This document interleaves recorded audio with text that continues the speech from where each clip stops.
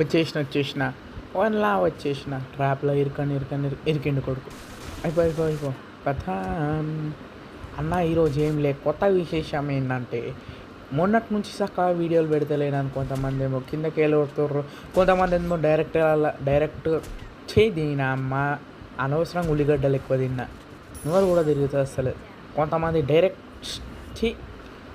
ఏమో డైరెక్ట్ కామెంట్లలోనే యుద్ధం చేస్తారు నా మీద. అందుకే ఈ కొత్త వీడియోతో నచ్చిన. దీంట్లో సాగం కంటే ఎక్కువ సాగం ఏంది మొత్తం కిల్సి ఇక స్నైపర్తోనే కొట్టిన.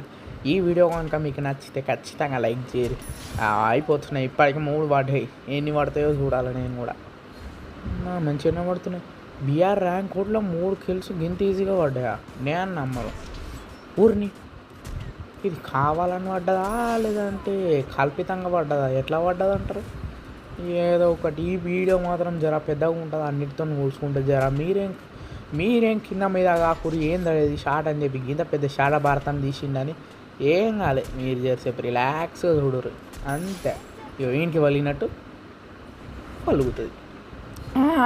మీకు కాదు కామెంట్ సెక్షన్లు అట్లా వలగొట్టేయరు అని చెప్తున్నా. అరే నువ్వు ఓడరా ఇల్లు అప్పటి నుంచి మా వాళ్ళతో మాట్లాడదామంటే చాలా పక్కకి వెళ్ళచ్చు. బల్లెంలో లెక్క పొడుస్తూ ఉంటారు. ఈడ కొట్లాడేది ఏదో ఒకటి ఫ్రీకిల్ దొరుకుతుంది.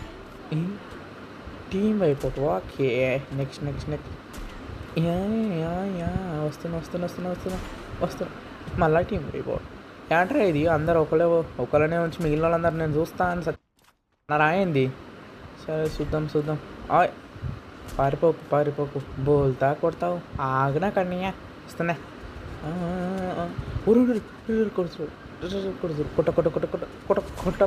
కొట్టకన్నా గెలుకుతా ఉంటావు. దరిద్రుడ నువ్వు చేసేట్లా నాకు ఇల్లు వాడుకో. అమ్మ ఇంకో కిల్లు పరిగెత్తేస్తుంది. ఏడకి వాడిపోతావు నన్ను గెలిగిన తర్వాత. మళ్ళా టీం అయిపోవట్టు. ఎన్ని టీం అయిపోవట్లా నాకే స్కూల్ చంపుతుంది నీ ఆమె.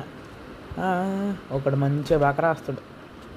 అరే కనీసం కొడితే పారిపోనికైనా ట్రై చేయి బిడ్డా. సారీ బేటీ, జర మెల్లగా. నెక్స్ట్ అంటే దీని కొట్టుకు మళ్ళా టీం అయిపో.